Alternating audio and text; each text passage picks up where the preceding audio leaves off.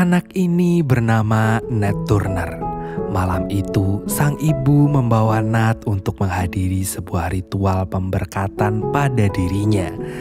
Nat terlahir dengan tanda langka yang menyimbolkan tentang keberanian dan juga pemimpin yang tangguh. Keesokan harinya, terlihat Nat tengah bermain dengan anak majikannya yang bernama Samuel. Saat hendak pulang, diam-diam Nat membawa pulang sebuah buku yang tergeletak di sebuah kursi, lalu membacanya. Nat merupakan satu-satunya anak kulit hitam yang bisa membaca, sementara yang lain hanya tahu tentang perbudakan saja. Hari pun berganti. Saat pembagian makanan untuk anak-anak, Nat tampak sangat sedih karena ia tak mendapatkan satu makanan pun. Ayahnya yang melihat itu merasa sangat kasihan. Hingga suatu malam, sang ayah terpaksa mencuri beberapa makanan dari rumah majikannya untuk anak tercintanya. Namun, di tengah perjalanan pulang, beberapa tentara yang tengah berpatroli telah memergokinya. Nat yang diam-diam mengikuti ayahnya sangat khawatir akan nasib ayahnya. Rasa takut dan panik yang dirasakan ayahnya membuat sang ayah tak sengaja membunuh salah satu tentara tersebut. Lalu kemudian membawa Nat lari dari sana. Untuk menyelamatkan nyawanya, sang ayah terpaksa pergi meninggalkan Nat dan juga keluarganya. Saat tentara datang, tak satu pun dari mereka yang memberitahu keberadaan sang ayah. Suatu hari, sang majikan yang mengetahui kemampuan Nat meminta izin pada ibunya untuk terus mengajari Nat. Di sana, sang majikan memberikan beberapa buku Alkitab untuk dipelajari oleh Nat, hingga Nat bisa membacakan beberapa ayat di sebuah gereja khusus untuk orang kulit putih. Awalnya, sang majikan ingin mengangkat Nat menjadi anaknya sendiri.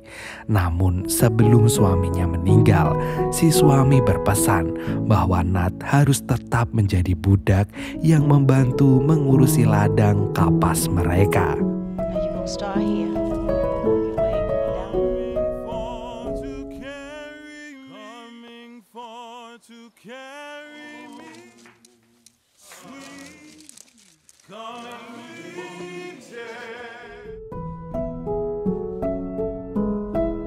Setelah dewasa, kini Nat menjadi seorang pendeta khusus orang kulit hitam.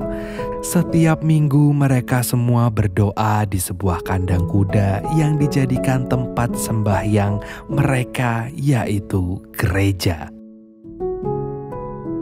Tak hanya itu saja, kini Nat menjadi budak pribadi Samuel, teman mainnya masa kecil dulu.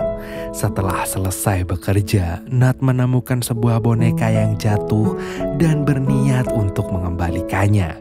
Namun, bukannya berterima kasih, mereka malah menuduh Nat melakukan pelecehan dan memukulinya.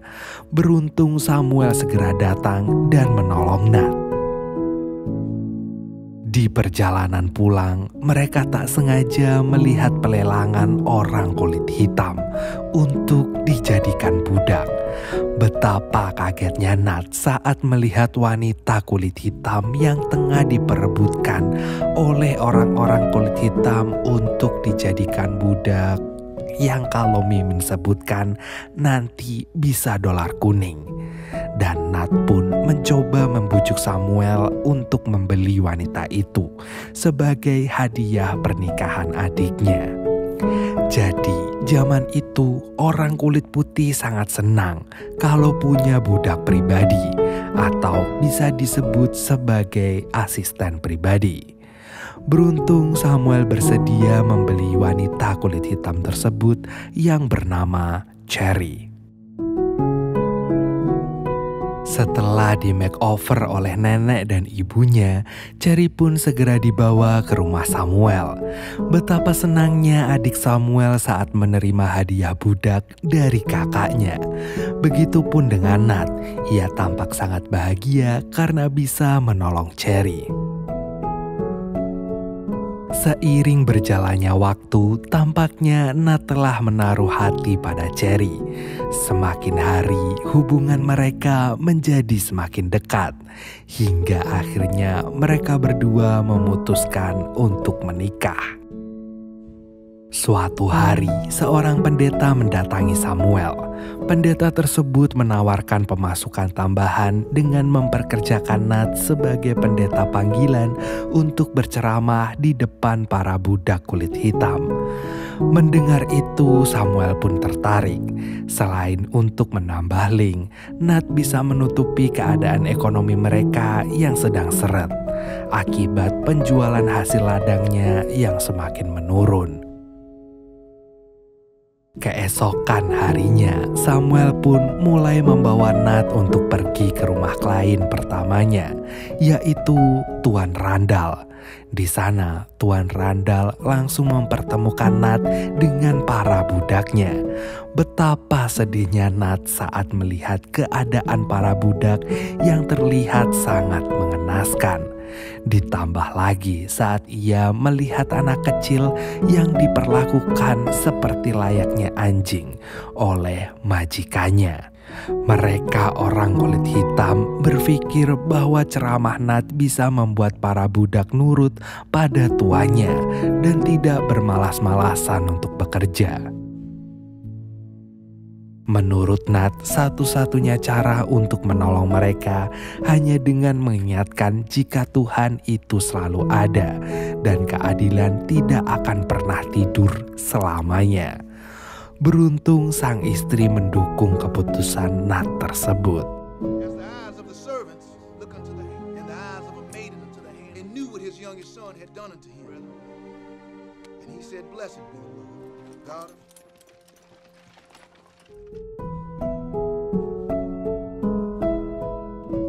Hingga suatu hari, ia diundang ke salah satu orang penting di kotanya.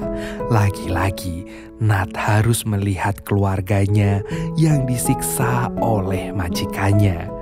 Sambil menangis, Nat pun mencoba memberikan semangat kepada mereka dengan mengatakan, pada akhirnya orang yang menindas sekalipun itu bangsawan tidak akan pernah lepas dari hukuman Tuhan. Mendengar itu, para budak langsung bersorak dan mengatakan, "Amin." Beruntung majikan mereka tidak sadar akan kata-kata Nat. Sementara itu, sekelompok tentara memergoki Cherry, istri Nat yang tengah mengambil air di wilayahnya tanpa izin. Meskipun Cherry sudah menjelaskan alasannya, para tentara tersebut tidak mau tahu dan malah menganiaya Cherry dengan brutal. Nat yang mendengar kabar itu pun meminta izin pada Samuel untuk menjenguk keadaan istrinya. Nat hanya bisa menahan tangisnya saat melihat keadaan sang istri yang sangat mengenaskan. Sambil memegang tangan Nat, sang istri meminta Nat untuk tidak terlalu memikirkan atau bahkan membalas perbuatan si pelaku. Cherry percaya bahwa suatu saat nanti Tuhan akan membalas perbuatan mereka. Mendengar itu, tangis Nat pun pecah. Ia tak tega melihat kondisi istri tercintanya. Malam harinya, Samuel mengadakan pertemuan penting dengan para petinggi yang ada di kotanya. Di sana, salah satu tamu Samuel telah melecehkan pelayan wanita yang ternyata istri dari temannya Nat. Tak berhenti sampai di situ, rupanya tamu tersebut meminta Samuel menyerahkan pelayan itu untuk menemaninya tidur. Mimin yakin kalau kalian paham dengan arti tidur yang sebenarnya. ya kan? Mengetahui hal itu, Nat memohon pada Samuel untuk menolak permintaan tamunya. Namun Samuel malah balik marah karena ia tak ingin reputasinya rusak di depan tamu terhormatnya. Keesokan harinya, seorang kulit putih mendatangi Nat dan memintanya untuk membaptis orang tersebut. Sebagai seorang pendeta, Nat pun menerima permintaan orang itu. Meskipun ada peraturan bahwa orang kulit hitam tidak diperbolehkan membaptis orang kulit putih. Dan benar saja, perbuatan baik Nat membuat Samuel marah besar karena bisa membahayakan nama baiknya di kota tersebut. Dan saking marahnya, Samuel pun menyuruh anak buahnya untuk menghukum Nat di depan para budak.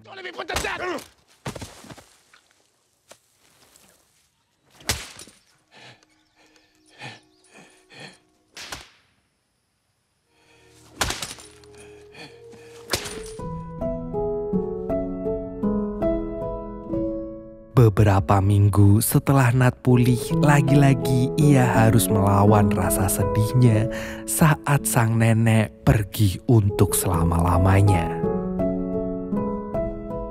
Malam setelah pemakaman neneknya, Nat mengumpulkan beberapa orang kepercayaannya, termasuk budak dari Tuan Randall yang kita sebut saja Will.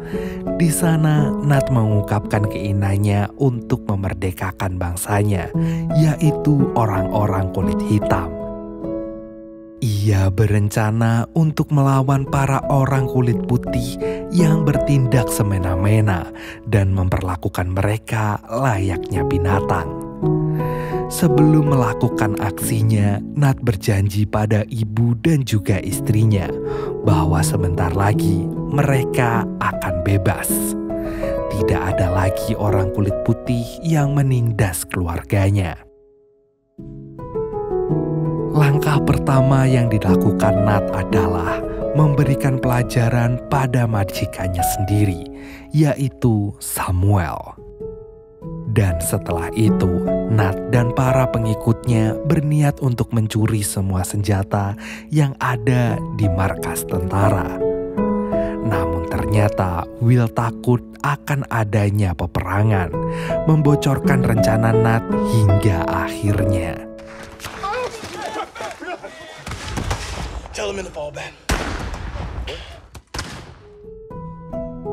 Paginya, Nat kembali memotivasi para pengikutnya. Beruntung mereka semua masih semangat untuk memperjuangkan kemerdekaannya, karena sudah gak tahan lagi diperlakukan seperti binatang. Dan akhirnya mereka pun berbondong-bondong pergi ke markas tentara.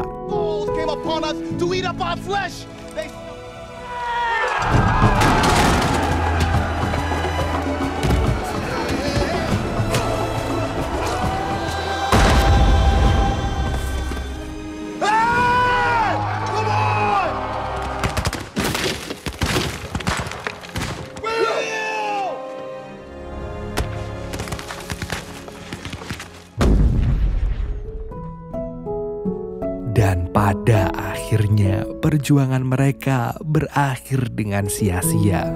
Mereka semua tewas, kecuali Nat.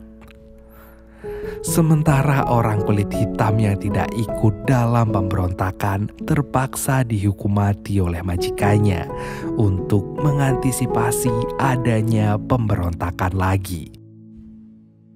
Nat yang kini menjadi buronan, diam-diam ia menemui sang istri untuk meminta maaf atas kegagalannya.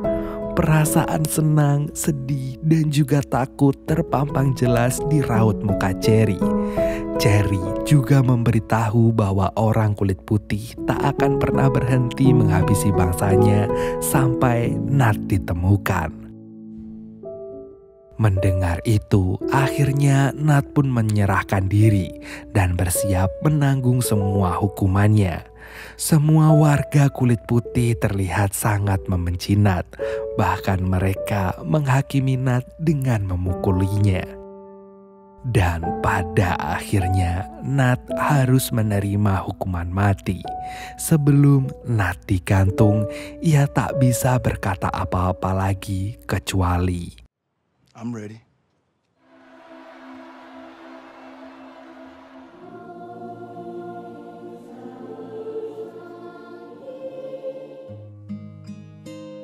Terima kasih buat kalian yang udah nonton video ini sampai akhir. Saya Bejo dan seluruh tim Epikologi mengucapkan selamat tidur.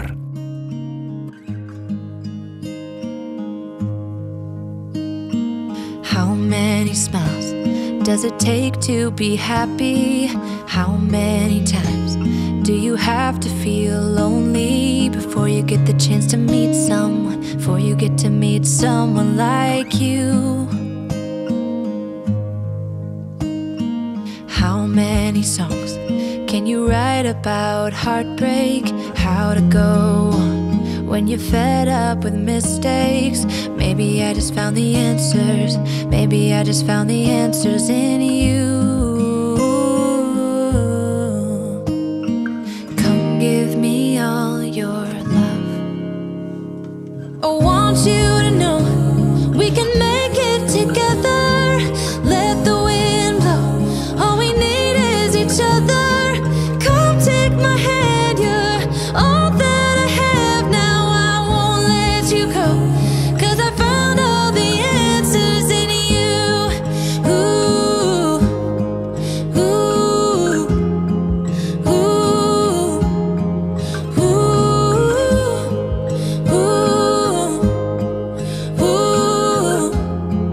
ooh. Take me away. I'm okay if I got you. We don't have to stay. We can do what we want to. Just give a little bit of your heart. Give a little bit of your heart to me. All of my scars start to heal when I'm with you, and I can't explain how I feel when I'm with you. Just give a little bit of your heart.